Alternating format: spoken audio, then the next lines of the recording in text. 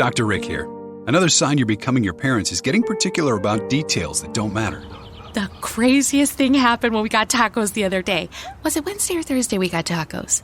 I know it wasn't Tuesday because that's when I went to my hairdresser. Shoot, what day was it? See how we all lost interest there?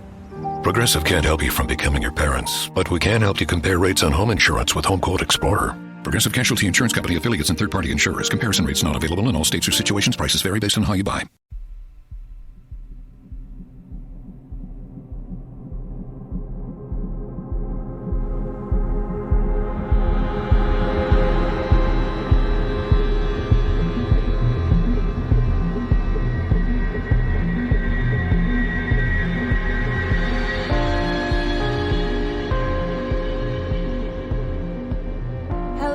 Welcome to this bonus episode of Real Life Ghost Stories.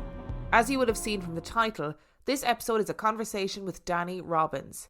In case you don't know who Danny is, I'm going to give you a bit of information from his bio to catch you up.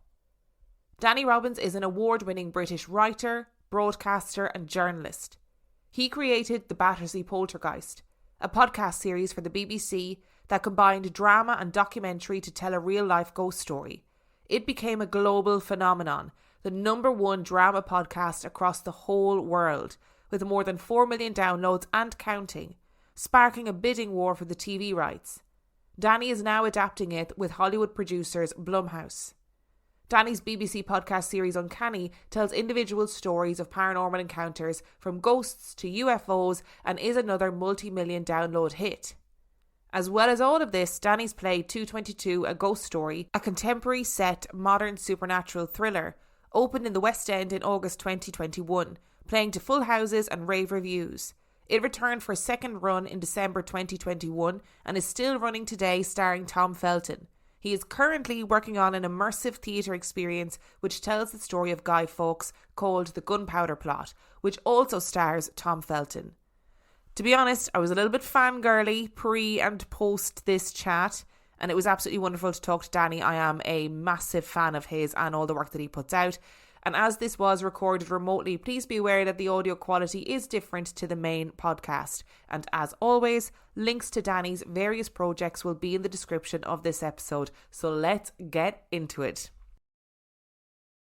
Okay, so we're going to go right back to the beginning. And I'm aware that I just really sounded like your therapist.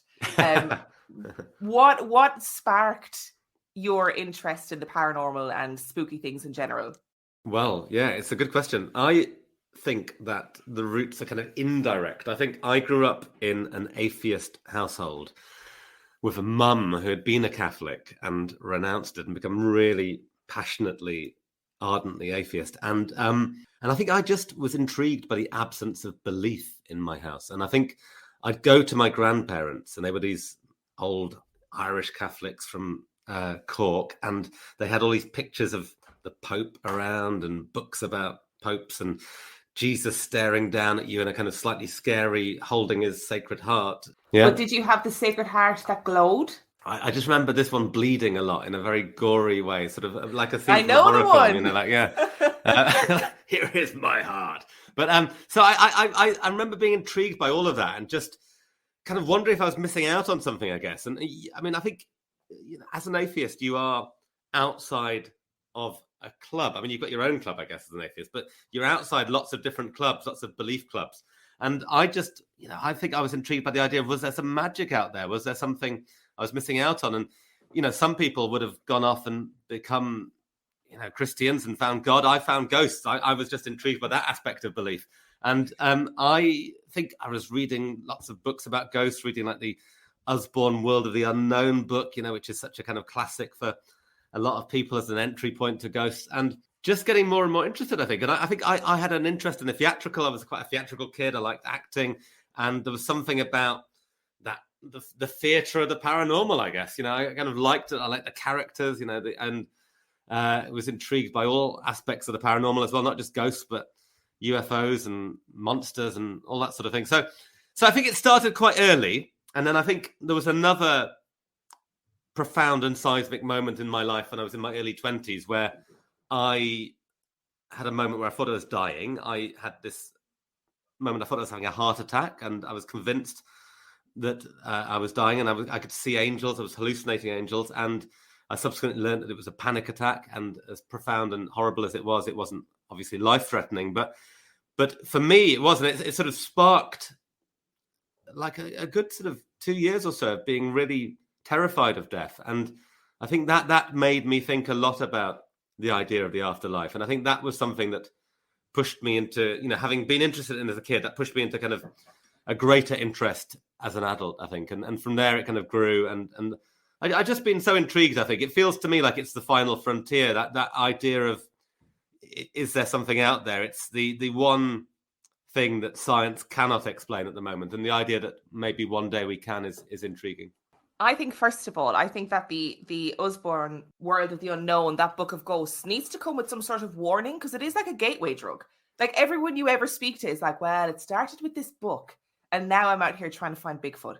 I can't remember when it was published. It was published a long time ago, wasn't it? I think it might have been even early 70s, something like that. But some of these things sort of handed down from generation to generation. But books of that time had really scary illustrations. Like, I found a bunch of Agatha Christie books from that time in my grand's house, and the covers of them are truly horrific. Like, there's one of them with the face of a dead man that's just... I remember as a kid, I used to see it, and it gave me nightmares. I couldn't look at it. So something about that period sparked really kind of just shockingly horrible illustrations. And there's definitely pictures in that book and pictures in other books I had as a kid about ghosts that really stayed with me. And I know a lot of people talk about, I think there's ghost photos is it in that book or another one? I can't remember, but there's photos of, people think they've captured ghosts, and those imprint themselves on your mind. And there's also, do you remember there's a photo that was definitely circulated around that time of a woman's leg. She's spontaneously combusted. Yeah, and it's just her charred leg. And oh my God, stuff of nightmares. The worst thing is that is actually a real photo. I did an episode about it maybe a year ago, and I remember looking into it and thinking, haha, this will be funny. Like, this will be it's not funny. It's not an amusing little topic to talk about. I always thought that picture was, a fake, a hoax, whatever.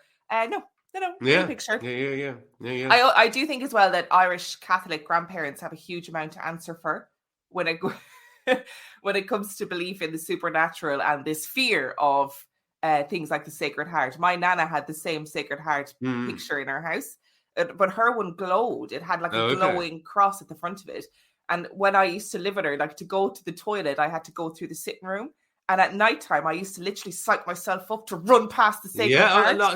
I exactly that. I was exactly the same. I'd go and stay at their house, and I would have to literally run through this section in the dark. Yeah, it's funny, isn't it? It's wild. It's like the people who made those pictures were like, Catholicism, God, comfort, joy. No, we want trauma and fear. That's what we want. Fear is what sticks out from your childhood most, I think. I find I've forgotten so much of my childhood. My mum says to me, can you remember this really happy thing we did? That was great fun. I'm going, can't remember any of that, but I remember the fear. I remember how I felt in those moments. Or I remember, a moment where, I thought my dad was going to crash the car, or, when my dad, a stone landed on his head and he was bleeding and I was really frightened.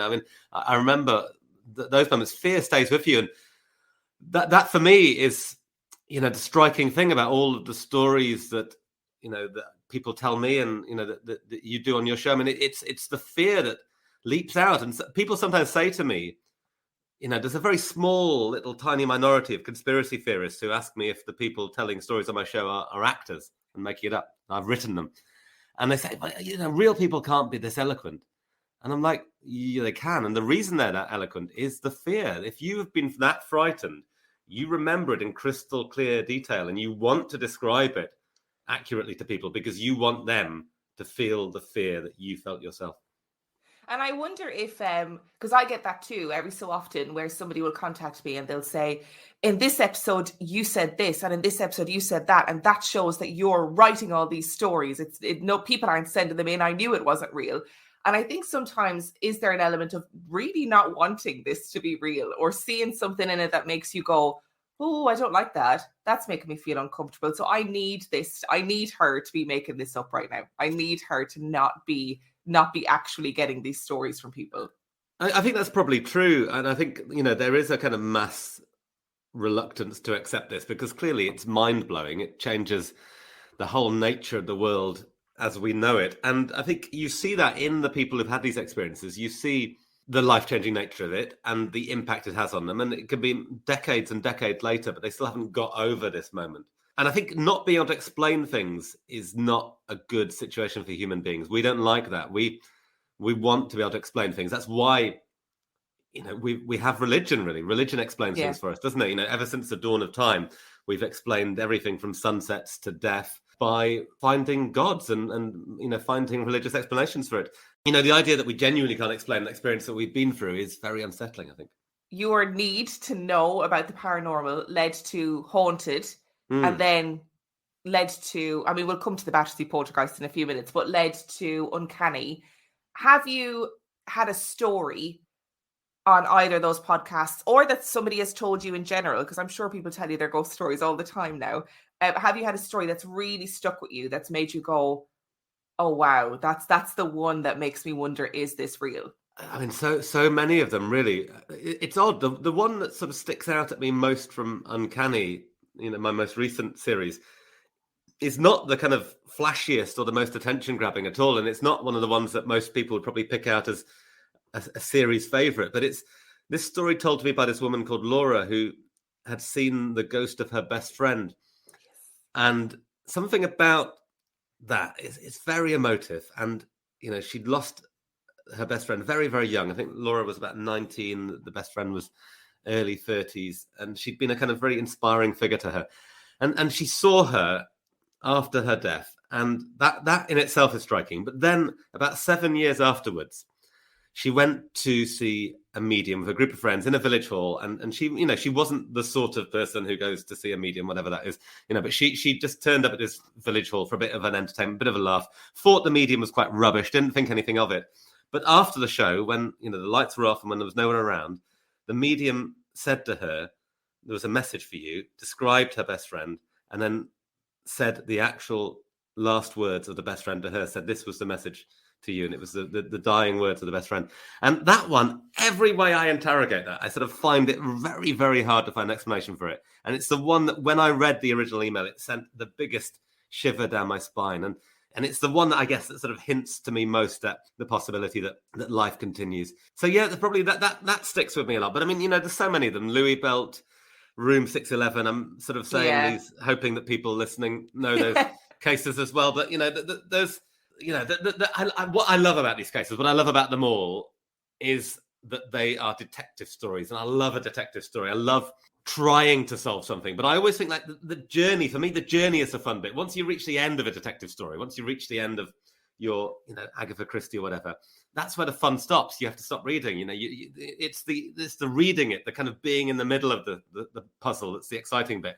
And I feel like with all these ghost stories, that's where we are. We're in the middle of the puzzle. We're trying to solve these things. We're on this investigative journey. But the nice thing about all of these stories is they keep giving. We probably will not find a definitive answer. The moment where I can come out and tell you this is definitely a ghost, or definitely not a ghost, will that ever happen? I don't know. That is the moment where the kind of the journey stops. And I love being on this journey, I think. And I think, you look at the Enfield Poltergeist, Battersea, Room 611, any of these cases, and they're all kind of robust enough to skeptic inquiry that they retain their secrets, and that's why we keep talking about them. There was so many stories on Uncanny that literally made me gasp. Do you know what I mean? Like, I'd be listening, and then there'd be another little bit to the story, and I'd go, oh, no way. And I am annoyingly, I think, very skeptical, which stresses out some listeners sometimes, where they think that I should be an ardent believer. But I think I read somewhere in an interview that you said it's like, for believers, it's like a whodunit. And for non-believers, it's a howdunit. You're trying to figure out what could have caused it. So there's something in it for everyone. Yeah, and I think that's the pleasure. I think, basically most paranormal shows, particularly paranormal TV shows, are designed for believers. People run around, often with night vision cameras on, screaming, and it's exciting. But there isn't a real interrogation of it. It's an acceptance. You go to a castle, you go to a pub or whatever, and it's haunted, we're going to find the ghosts, and there's a pressure then to kind of find the ghosts, and so that's where some of those shows get into sort of needing to kind of manufacture at the very least scares, and at the most kind of actually people inventing spirit contact. To have a show where you can attract skeptics and believers in equal measure, I think is exciting, and to reach out to those two very big groups, and then also that even bigger group in the middle who are people who aren't sure.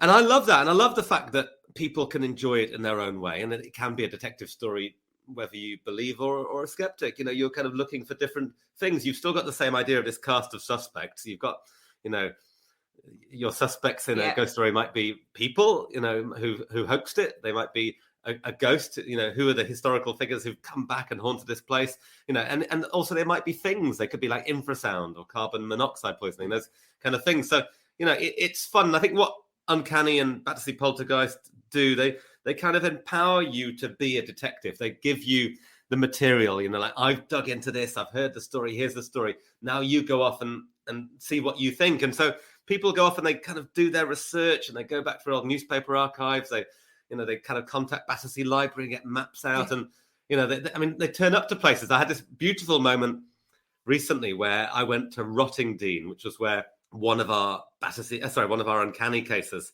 was set, the return of Elizabeth Dacre. And it was this old place called Tudor Close, this set of houses that used to be a hotel that had been built in this windswept town, Rottingdean. And I was in Brighton for the weekend with my wife, and I thought, let's just go and have a look at Rottingdean. Dragged her over, and I'm walking through this graveyard to look at the house, and I hear, Danny!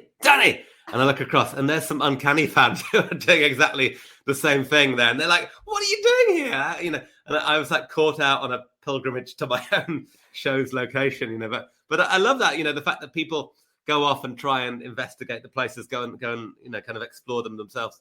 I think we need to talk about Battersea Poltergeist, because that was when I first came across you, and I listened. I used to listen when I was out running, and then I had to stop doing that because I was running so quickly because I was freaking out that I was like, I'm going to die. I'm going to die if I keep doing this.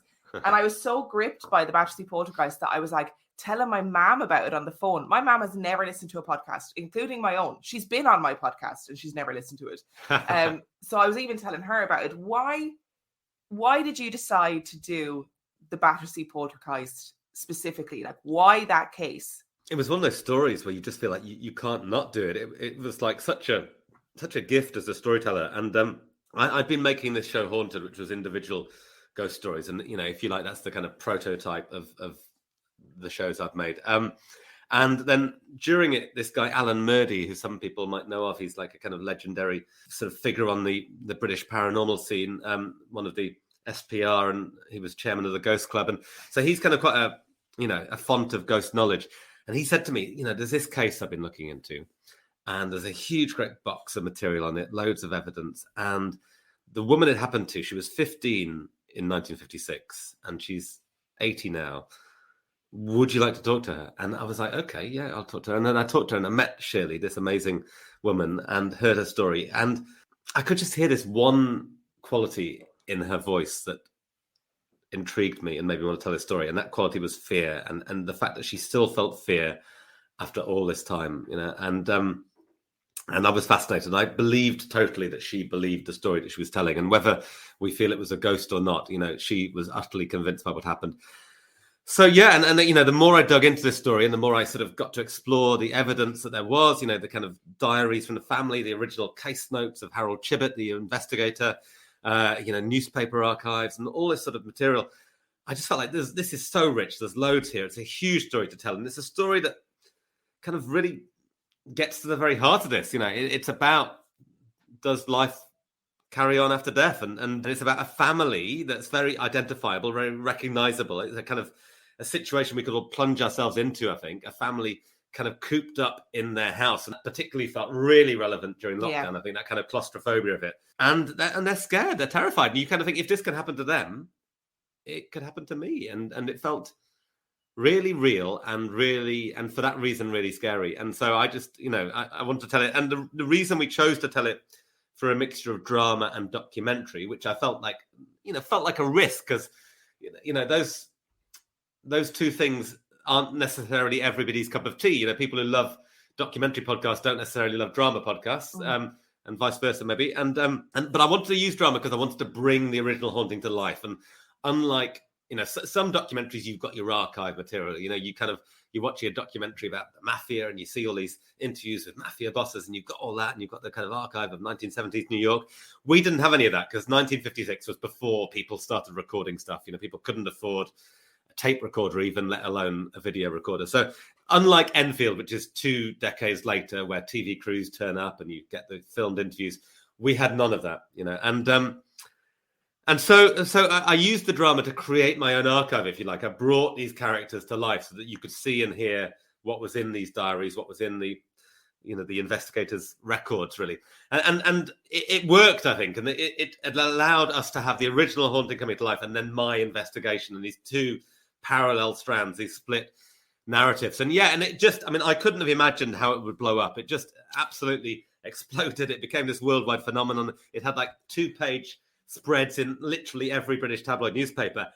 And clearly the reason for that is that we were just hungry for another ghost story. We'd done things like Enfield to death. We'd talked about all that, Borley Rectory. We'd talked about those big ones. We wanted something meaty to get our teeth into, and Battersea felt meaty enough, I think, for that. And was there a moment, that was actually my next question, was there a moment when you knew, oh, this is going to be a phenomenon? Because it went to #1 on worldwide on the drama podcast charts, and now it's being made into a TV show at Blumhouse, if I understand that correctly. I'm writing it at the moment. Wild. As to when I realised that, I don't know really. I think I very quickly saw that it was getting a lot of interest. We were getting these big newspaper articles, and our press guy at the BBC was like, this isn't normal. Radio 4 shows or, BBC podcasts don't normally get this amount of publicity. So that was clearly something. And then, there was This Morning, the telly stuff. But really, it was the response, I guess, from the listeners that was the most profound thing. Very quickly, we were getting hundreds and hundreds of emails on it. Incredible social media. And when we did a listen along on Twitter, that was really huge. Loads of people involved in that. So you could just see that it was capturing a moment. And I think our decision as well to release it as a serial and to not release it all in one box set was the model for a lot of things before then.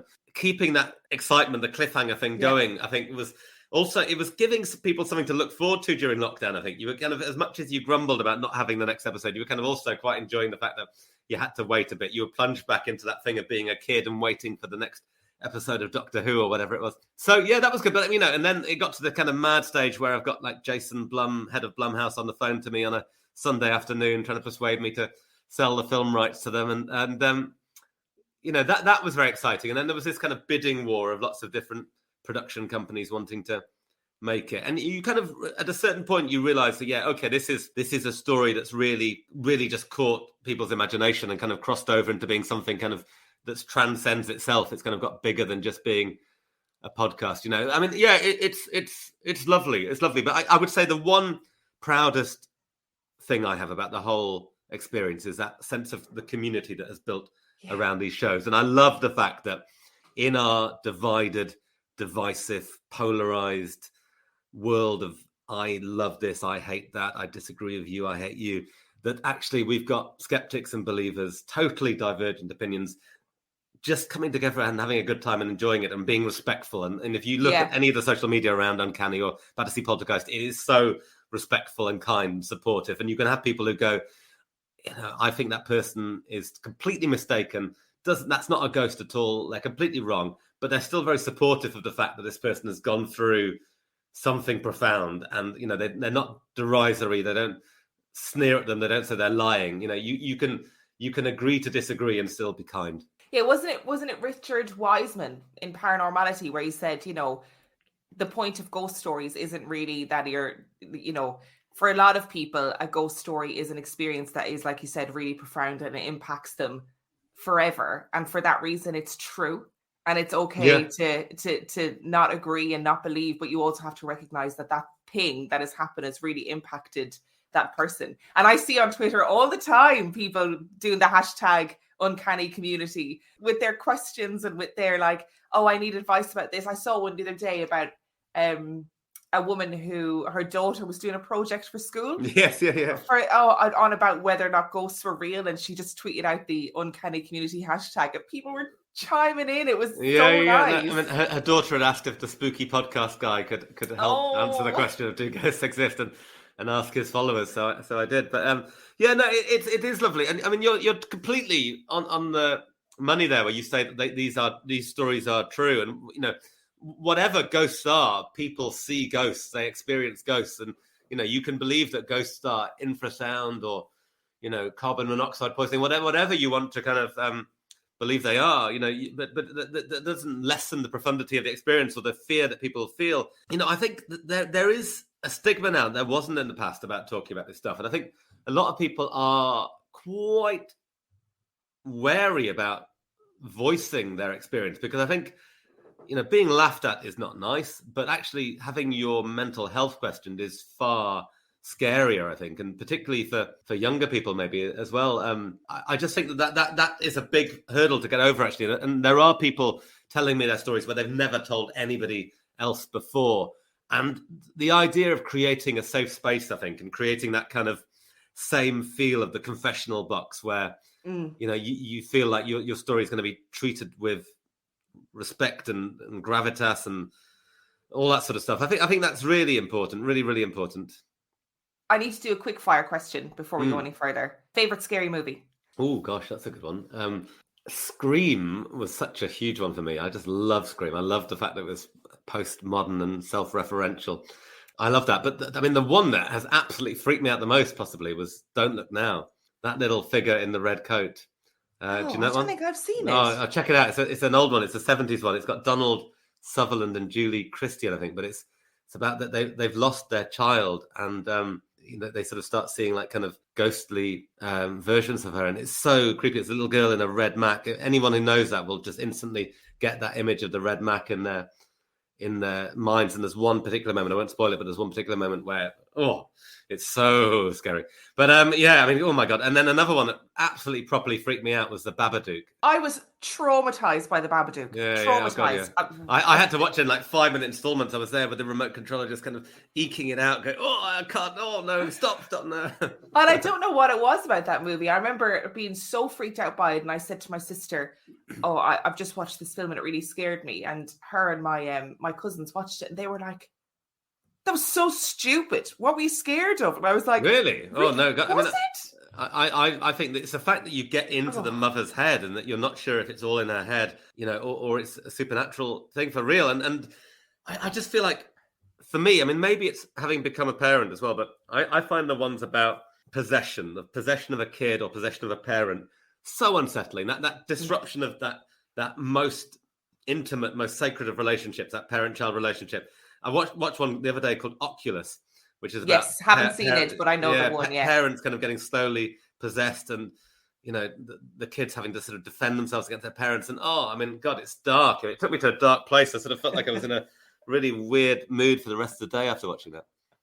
Those are the good ones, though. The ones where for a couple of days afterwards, you're like, I still don't feel quite okay, and I don't know what's happening here. Yeah. In the middle of all of this, like in the middle of everything that's been going on, 222 came out. In the middle of it all. And then, like, if people don't know what that is, it's a stage show that you wrote that came out. When was it?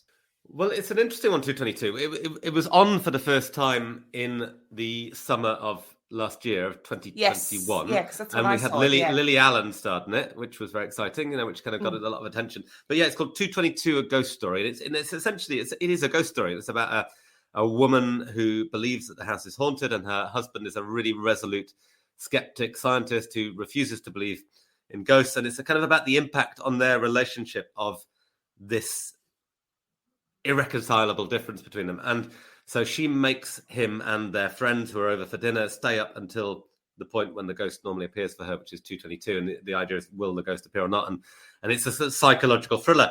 And it came out after the Battersea Poltergeist. And there's a tendency for people to kind of assume that I kind of rustled it up, knocked it up after Battersea. But actually, it predates everything. It predates Haunted as well. I started writing it about 5 years ago, and it sprang out of a conversation with a friend where she told me that she'd seen a ghost. And And I remember at that point thinking, you are not the sort of person I would imagine to have seen a ghost. And now, subsequently, having made all these shows, I don't feel that there is a sort of person who sees a ghost. I think it can happen to anybody. But at that moment, I thought that. And I also remember thinking that amongst our friendship group, people would react in very different ways. And like some people would laugh at her, some people would think she was crazy, some people would think be annoyed and go, "Why are you making this up?" And I was thinking, what happens if you put that into a relationship? How would that affect a relationship? So that's where it grew from.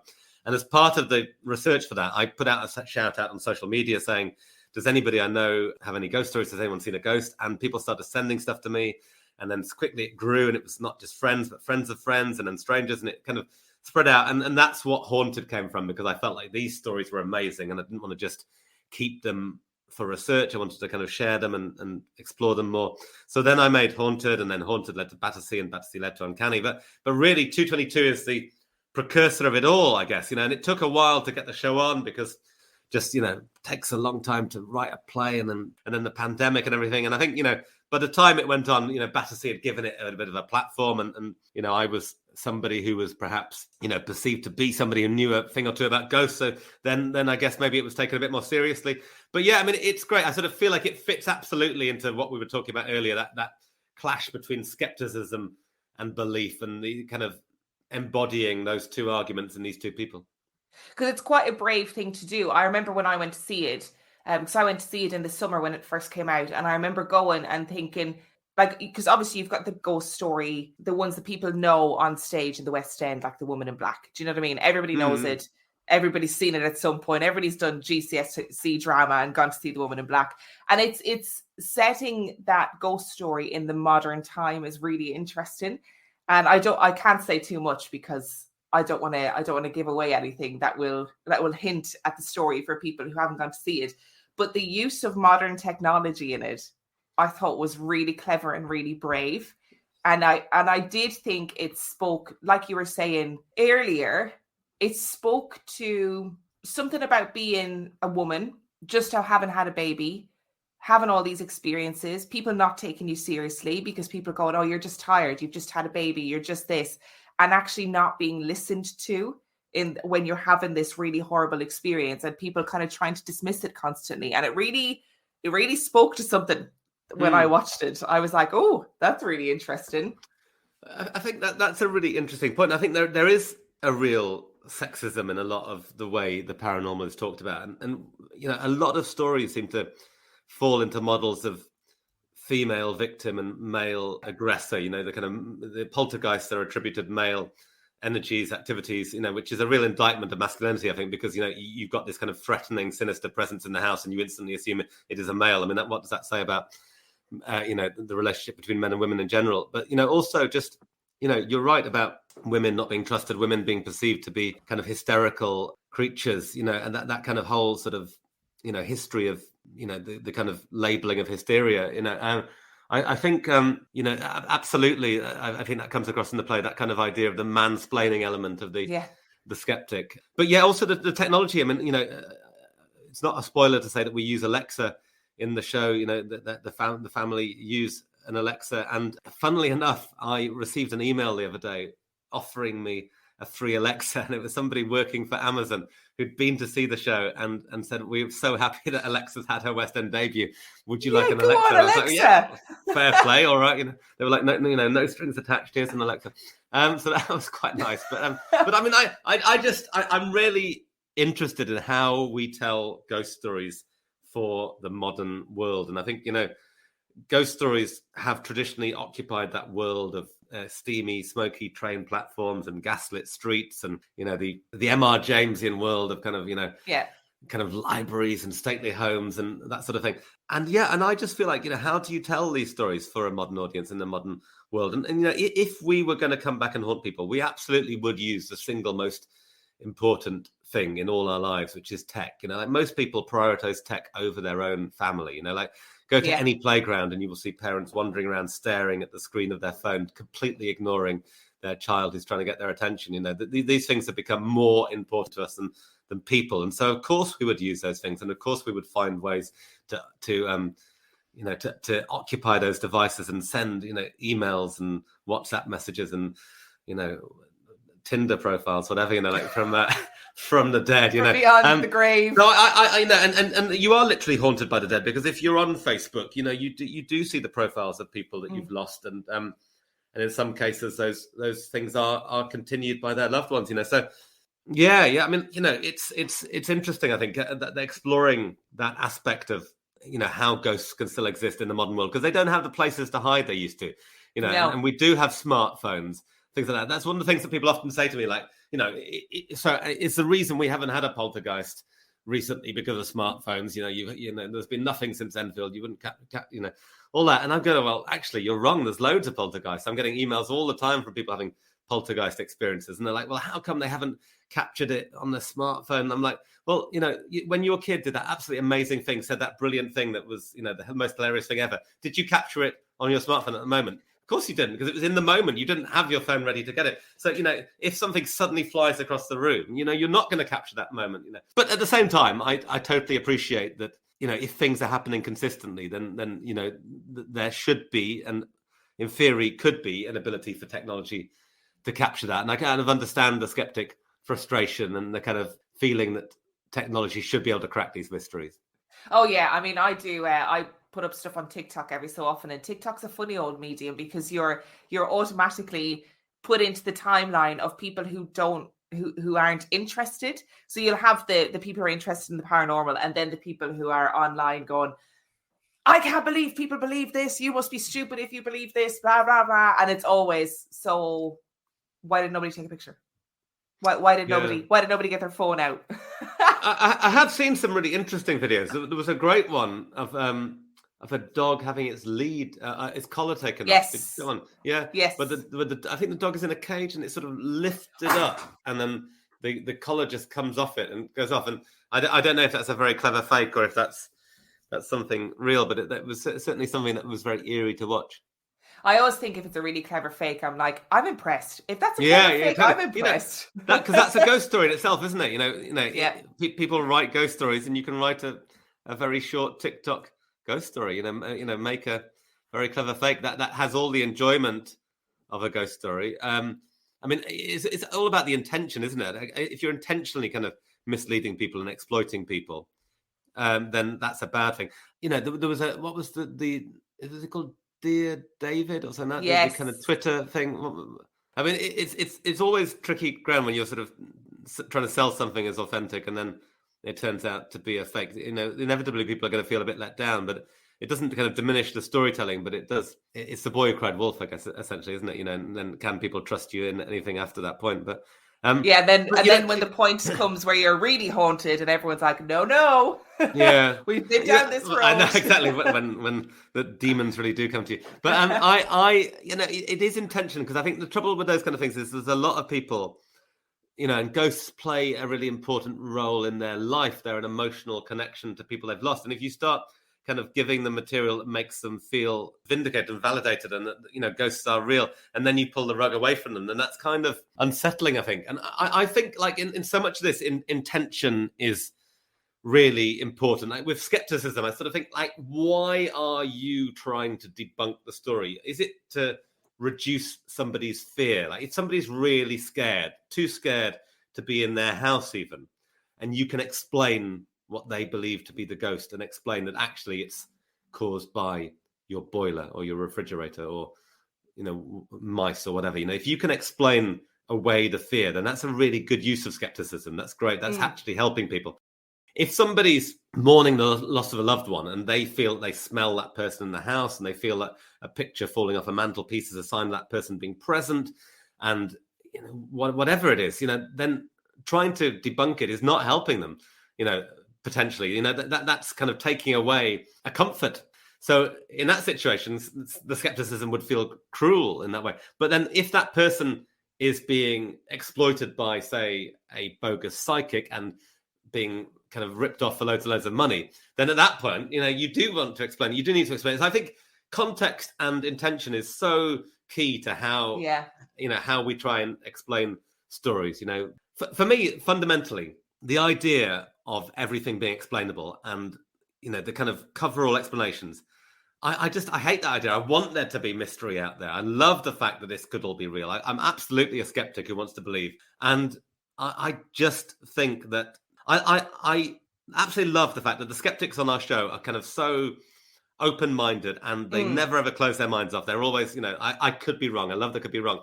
I think the danger of some skepticism is that it becomes about cover-all explanations, kind of one-size-fits-all explanation. So, look, well, this kind of experience is sleep paralysis. I don't need to hear any more. There's a figure in your room, definitely sleep paralysis, definitely hallucination. You go, but hang on, just listen to the specifics of the story. Just look at that, because that doesn't actually quite fit that explanation. No, I don't need to hear that. Don't need to hear any more. It's definitely covered by that explanation. It can sometimes creep into that territory, I think, of like the details are not important. It's the kind of the broad brushstrokes, and actually a lot of the stories, particularly on the uncanny, you kind of feel like once you get into the details, it gets really, really weird and really inexplicable. And actually that's where you go like, this isn't a simple one. I have one more question for you, because I'm very conscious of taking up your morning. And it's a very important question. It's probably the most important question of our entire conversation. And that is, how did you end up getting a number 11 song in the chart? Who was reading your website yesterday? That was me. So I did have a number 11 hit single, that is right. And I did it by accident. So me and two other guys, a guy called Marcus Brigstock and a guy called Dan Tetzel, had written some sketches, some comedy sketches together. I have this whole kind of like past life as a comedy writer. And so we'd written these sketches on a Channel 4 show. And one day we were walking through a branch of HMV and we heard this song playing, and there was a quote in the song. It kept saying this kind of sample again and again. And we were like, what is that? We really recognize that. Is that from a film? What is that? And we went, hang on a minute. That's us. And this DJ had sampled our comedy sketch.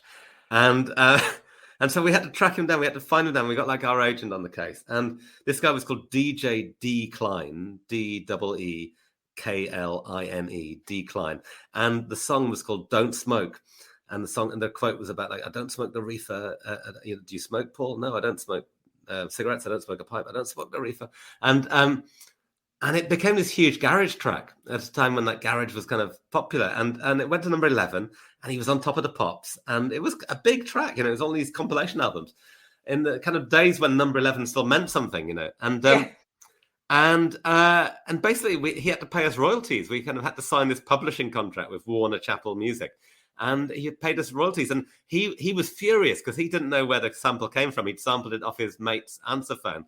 And so he didn't know it was written by some comedy writers, and he didn't like having to hand over money at all. And he started complaining because he also had these other bits in the song, and like ooh, ooh, ah. And he was trying to claim that every ooh, ooh, and ah was a word as well. So he was starting to say like, well, actually, the sample, which was the only words in the song, well, the sample is actually only 40% of it, because 60% of it is ooh, oohs and ah, ahs, Oh. And we had this whole debate about it, but we ended up making a few £1,000s each out of it. It was quite. I mean, how bizarre to be walking through HMV and just be like, hang on a second, I recognize that. Oh, wait, it's me. Yeah. But, I am the most unmusical person in the history of the world. Like when you go to watch a musical or a pantomime, you have to kind of clap along with the songs. I can't do that. I have to literally pretend. Some people mime singing. I'm mime clapping. I cannot clap in time. So that's how unmusical I am. I'm so unmusical that when I had...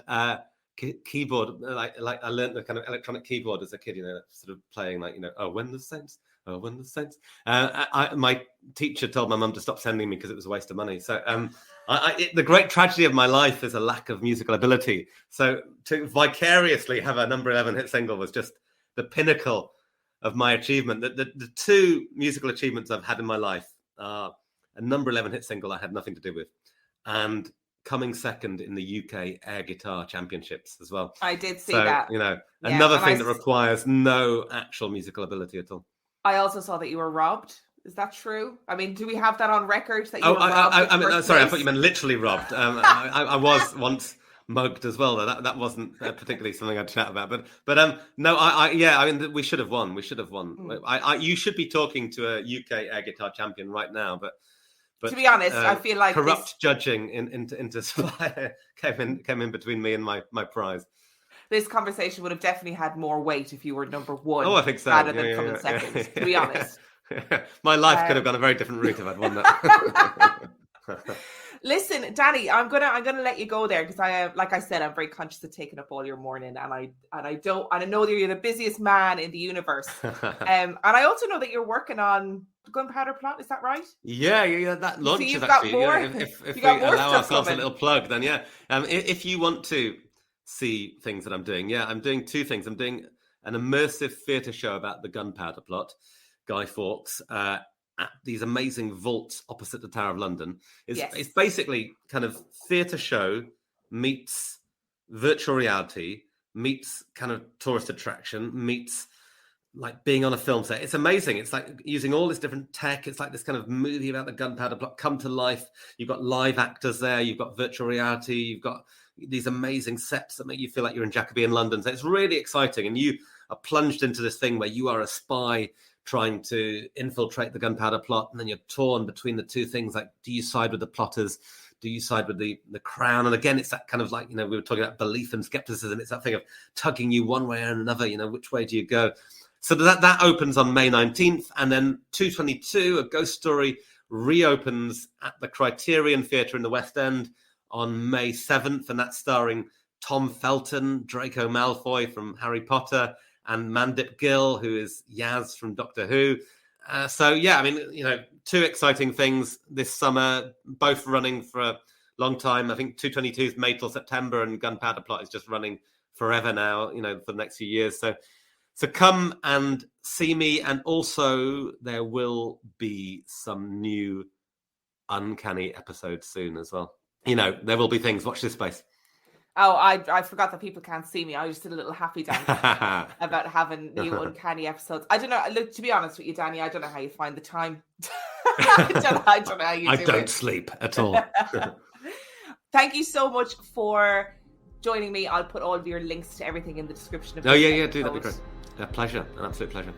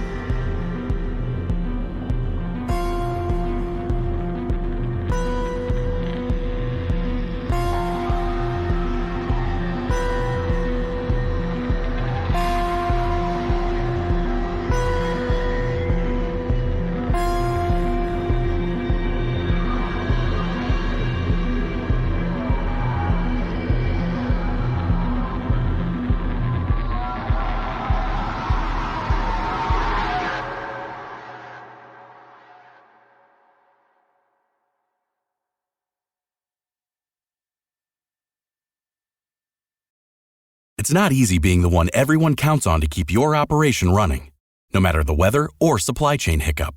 But we get you, Raymond in Buffalo, Maria in Miami, and Jules in Troy. Taking control of everything that's under your control. At Grainger, we're here for you with high-quality supplies for every industry, plus real-time product availability and access to experts ready to help. Call, click Grainger.com, or just stop by. Grainger, for the ones who get it done. And now, a special motorcycle weather report from Progressive. And today's forecast, expect a steady breeze with a 100% chance of twisting down those country back roads gleefully on your motorcycle. Some will want you, others will want to be you, and animals everywhere will yearn for opposable thumbs just to work that throttle like you do.